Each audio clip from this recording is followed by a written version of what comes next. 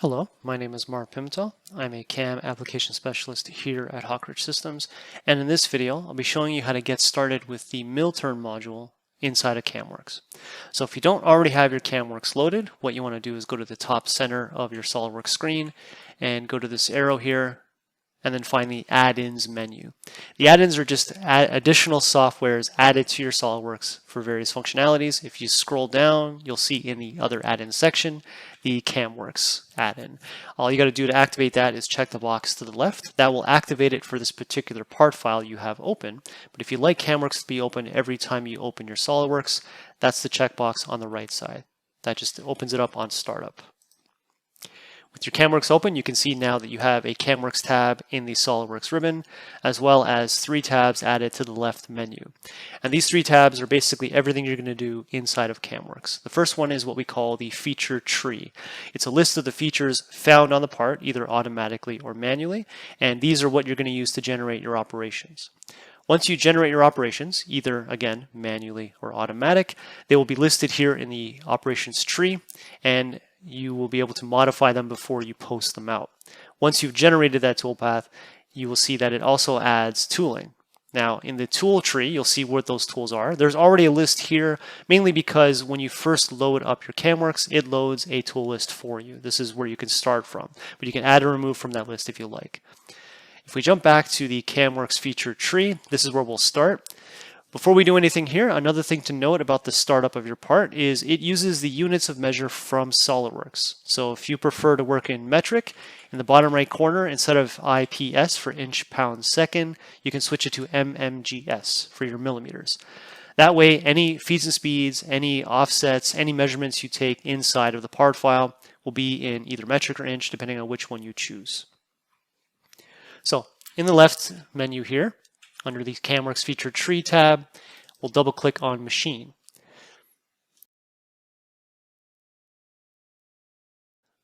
So you'll see on the left side here, there's a list of machines already inside the software. These are loaded for training and trial purposes. They're really just generic definitions of your machines. For this video, we're going to choose mill turn single turret. But going forward, you would add your own machine definition here. So that way you can tell the software the maximum spindle speed, maximum feed rate, and max travel of your particular machine. Once you choose that machine definition, it preloads that tool list that I mentioned before. We actually call it a tool crib, and this will just be the tools that are already present in the turret, already present in the tool changer. This is what the automatic feature recognition will use when they generate operations. But of course, you can add and remove tools as you go along, as you see fit. Additional to the tool list is also the post processor. As soon as you choose that machine definition, it preloads a post. I'll just change mine to a 4th axis post for the purposes of this video. And again, if you added your own machine definition, you would tell it which tool list and which post processor to automatically load for you. Once those are loaded, we can jump to the setup tab, and this is where we'll give the software our offsets. So let's go to the main spindle coordinate system. To define a coordinate system inside CAMWorks, you need to define both the origin and the direction of the axes. The origin itself, you can define it either by using an entity, so that could be a sketch point on your part, that could be a vertex on your part. You can use part vertex, which as soon as you click on that button there, it adds nodes to your part. Those white nodes represent the front and back face centers on the rotary. You could do the same with the stock vertex. The only difference here is it has the front and back face centers of the stock. In this case, for my main spindle, I'm going to define it as the stock vertex. When it gets to the axes, by default, CAMWorks will recognize that this is a mill turn machine. It recognizes from the machine definition that the z-axis is the rotary axis, the x-axis is the radial axis, but we have the option here of telling it the different directions on our part. So for instance, with this one, I would prefer my x-axis, so I'll click on it here, to point in the direction of this flat. So as soon as I click on that, you notice that the x-axis now points perpendicular to that flat. I'll click the green check mark to define that. And we won't be doing any subspindle work in this video, but to define the subspindle, it's the same thing. You choose how you like to define your origin. So I'll do stock vertex once again. And the axis directions, in this case, I'll leave it as is because I would just be doing a subspindle transfer with the X and the Z pointed in those directions.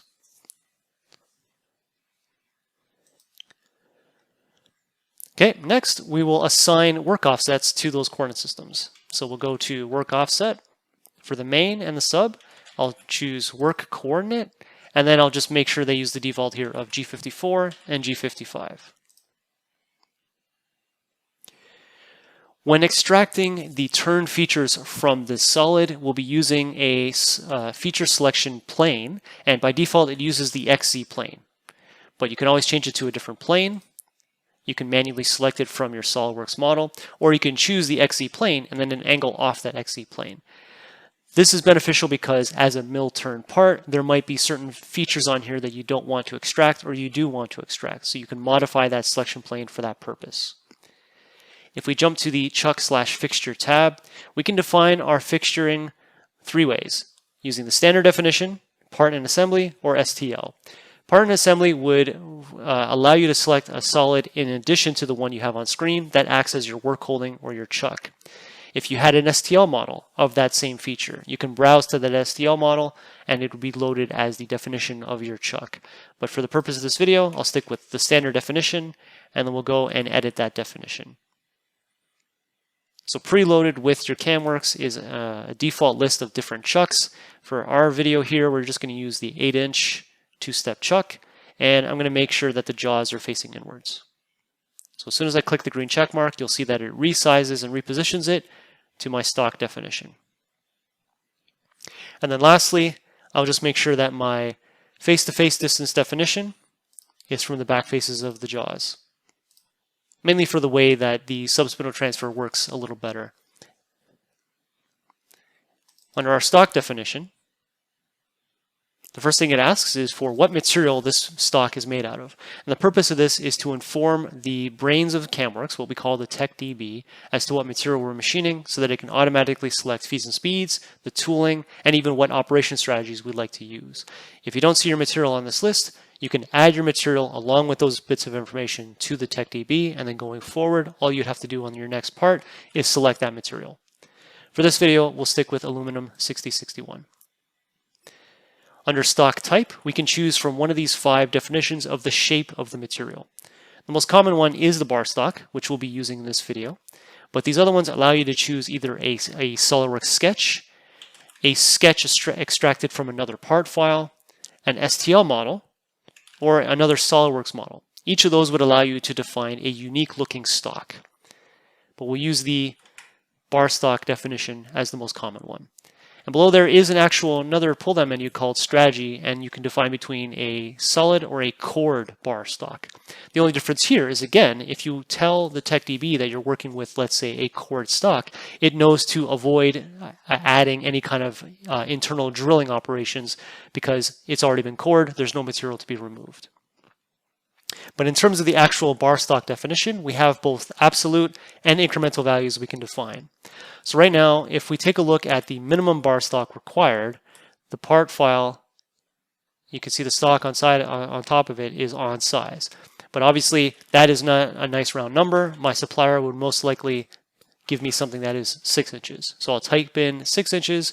We can see that it added 6 inches material as an absolute value. I can continue to type in the lengths of this part, or I can go to the incremental section and I can see that that's how much was added on the radial. On the front face, I'd like to add 10 thou for facing. And on the back face, I'll add 1/4 inch for holding. As soon as we do that, we can click the green check mark.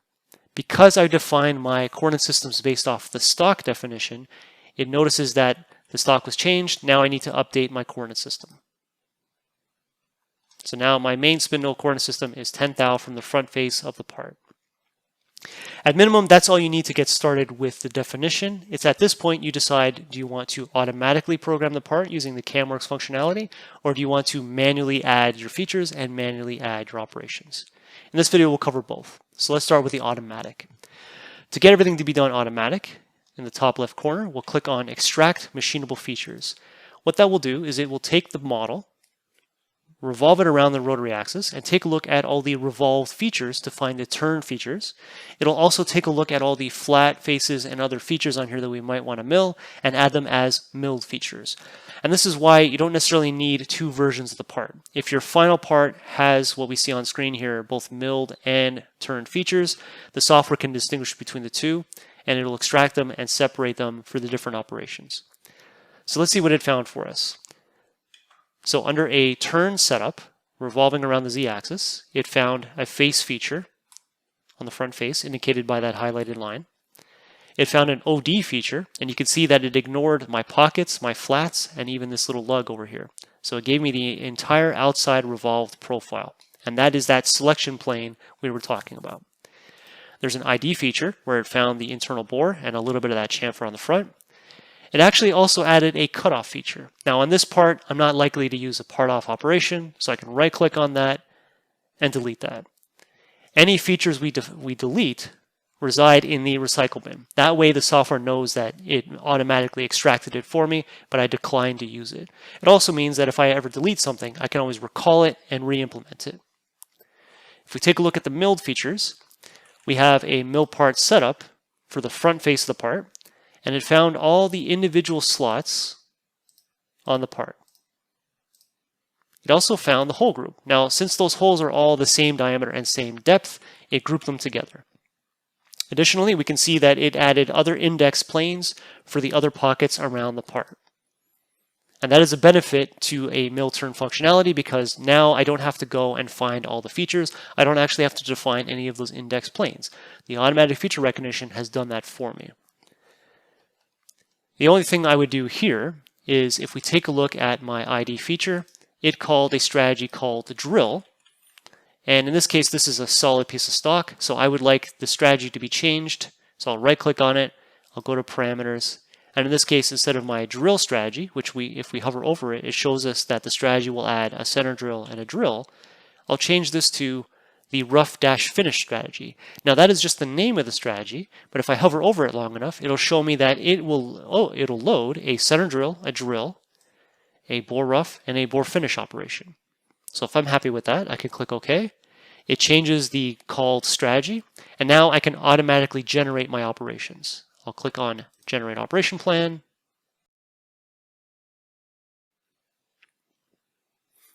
And what we get is a list of operations automatically loaded from the TechDB. And for each feature, we see that we found a face rough, a face finish, a turn rough, and a turn finish. Basically everything that we saw from that operational strategy that was loaded. Now we can go back up to this top left corner and click on Generate Toolpath to generate the actual operations based off of the parameters loaded inside of each individual operation. So what you'll note is that everything in the left menu has changed from that blue color to that black color. And you can see that some of these are still blue. The color change indicates that it has been used somewhere. So if we go back to the feature tree, every item listed here is black because it turned into or was referenced in an operation. You can see the cutoff feature is still blue because that was not turned into an operation. If we go to the operations tree, every one of those features was generated into an operation. The only items here that were not turned into an actual posted code is the rest rough versions of my milling toolpaths. Now, all we would have to do is just go into the posted code. So post process icon. It asks us where we'd like to save that code. I'm just going to save it to my desktop. And in the posting window, I have three options. Either I can post the code one line at a time if I'd like to see how that is being developed, if I'm proving out my post processor. I can click the play button, which will basically post it all the way through, and I can review it in this window. Or I can click on the double arrows. That will do a fast post, meaning it'll just give me the titles of each operation, and then it's completely posted. In order to see the code, we actually have included in CAMWorks a CAMWorks NC editor. So all I have to do is just check this box, and then as soon as I click the green check mark, the code has been posted, but it'll be opened up in a version of Simco that comes with your CAMWorks. And that way I can review the code as I like. Now that was the automatic way of programming. Let's take a look at some interactive or manual ways to add features and operations. Let's start with the fact that if we take a look at my OD roughing toolpath, it will collide with my fixture. Now, there are parameters inside of that operation I could have modified to avoid that fixturing. There are fixture avoidance parameters in each one of the operations, but I'm going to take a little more direct approach and I'm going to redefine that OD feature. So we'll go back to the feature tree. I'll right click on my face feature and I'm just going to add a new turn feature. In the feature definition window, we can tell it what type of feature we'd like to define. So in this case, we have OD, ID, 3 types of grooves, so rectangular, half full brown, and generic, a face feature, and a cutoff feature. What we'll be doing here is an OD feature. The strategy I'd like it to preload is the rough dash finish. Again, that'll just add my turn rough and my turn finish operations. And I'm going to do this for the main spindle. If we take a look at the part, it is currently doing a cross-section of the part. It's giving me an actual slice plane or a plane section indicated in the left menu. When you're doing mill turn and you have milled features on your turn parts, in this case we would have to rotate the plane section to get a proper OD output. Now that can be done, or we can just switch this to revolve section. And in this case, it revolves the part or parses the model around the rotary axis and gives us what this would look like as it's spinning, which would be the case when we're trying to mill this thing. And now if we take a look at it, you can see that it ignores the flats, it ignores the pocket, it ignores that little notch in there. So that is the geometry I can select for my manually created feature. And I'm just going to grab this first line here and this last chamfer right here. So if I just turn between those lines there, ending at the chamfer, I should be able to avoid my chuck. So rather than adding any kind of chuck avoidance in the operations, I can do this here by just redefining what I'm trying to turn. We'll click the green check mark, and now we will see that we have a new OD feature in the list. With the other one, we're not going to use that one anymore. I can delete that, put that in the recycle bin in case I need it later. To manually create the operation, I can just right click on the feature and I can go to turning operations, and we're going to add both a turn rough and a turn finish. Now at this point we could go individually selecting those operations, selecting the tooling, and then we would get to the same window that we would get if we were just to generate operation plan. Because essentially generate operation plan will load the automated parameters from the TechDB and then add those same operations. But of course, if you wanted to manually detail the operations, you can bring them to the same window here just by clicking on them individually. All I have to do now is select these two. They were added at the end of the list. I'll just put them right after my face finish, just by basically just left clicking and drag. And now in each one here, if I highlight these two, I can then right click on them and just generate toolpath. And what we'll see is because I redefined the feature, it no longer collides with my jaws simply because I've changed the feature. That is the manual creation of a turn feature. Let's take a look at a manual creation of a milled feature. So one thing that you will notice when you do automatic feature recognition is it will take a look at each one of these instances and generate a feature. Now this is coming from the front face indicated by that arrow, but more likely I would like to actually come from the top and use the bottom of the tool to just do a single sweep across there. So what I want to do then is remove each one of these. So again, we'll just delete it. So highlight them, delete them, and we'll add them to the recycle bin. And I'll find either one of the automatically generated mill part setups, or I'll make a brand new one. So why don't we just make a brand new one? I'm going to right click on one of the pre-existing mill part setups and make a brand new one. To define mill part setups on an index plane on your mill turn, all you need is either a flat face to click on. So in this case, I'd like to choose my flat one here, the very first flat in the X direction. Or I can choose a line to indicate the direction, the vector of that mill part setup. Now that I have a new mill part set up, I can begin to manually create milled features on that direction. So I'll just right click on that and go to 2.5 axis feature. In the 2.5 axis milled feature categories, we can put in pockets, slots, bosses, holes, face features, open profiles. The entire list of 2.5 axis features are present in this list on this mill turn definition. In this case, we're going to make this as a slot, essentially a pocket with open walls. I'll click on that face, and it should extract that face. As soon as I click on end condition, it'll recognize from those dotted lines that those are open to the air, and it has one wall. And the height of that, I'll tell it to just go to a certain blind distance. Maybe about that height right there. The strategies that will automatically be called for this feature are located under the strategy tab. And in this case, again, I'll just put in a rough, rest rough, and finish. I'll click the green check mark, and you can now see it's part of the list. And we'll just do the same thing. Right click, generate operation plan, and you can see that it added my operations in the bottom there, automatically selecting my tools as well.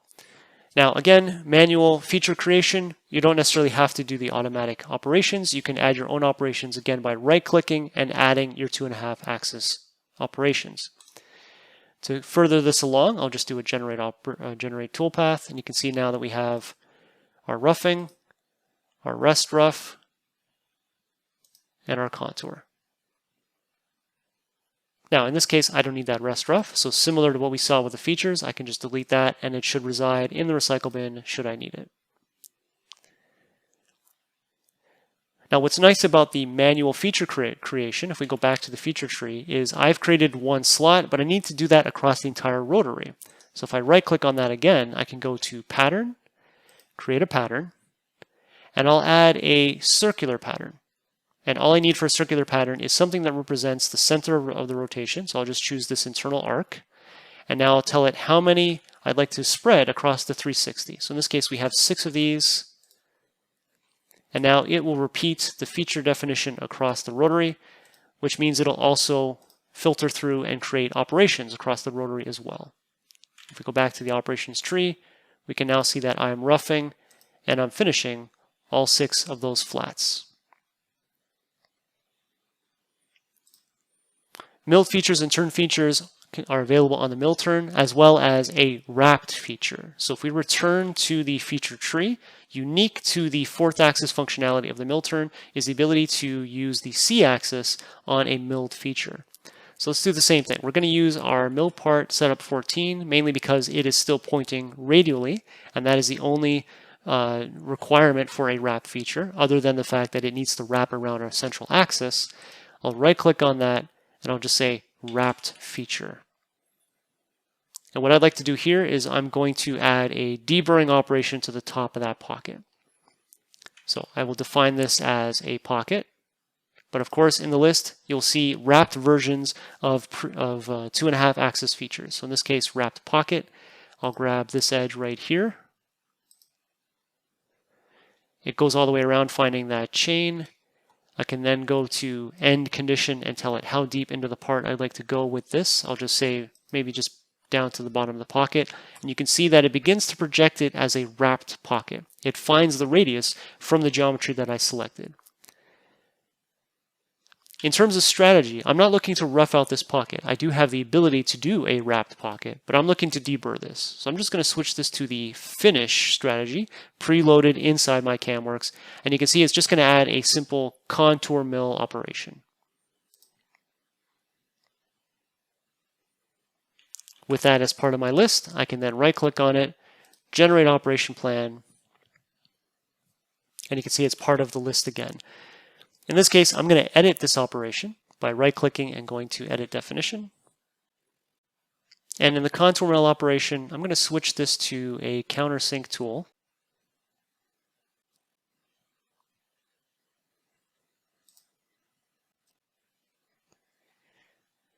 And I'm just going to grab my 1/4 inch 90-degree countersinking tool just to deburr those edges. So add and then select.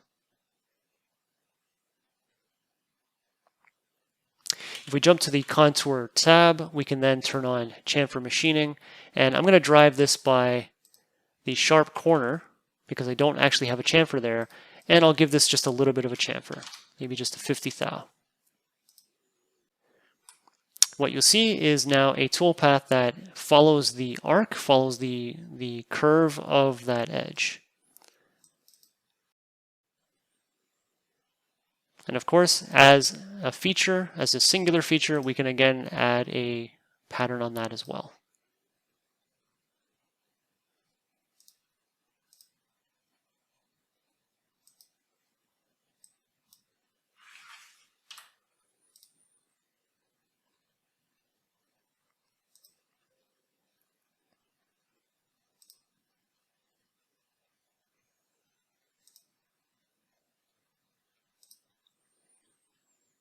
Now let's take a look at that in a simulation.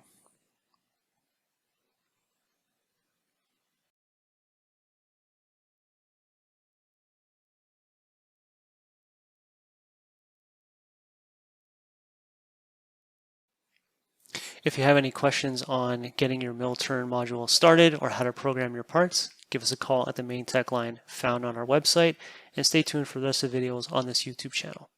Thanks for watching.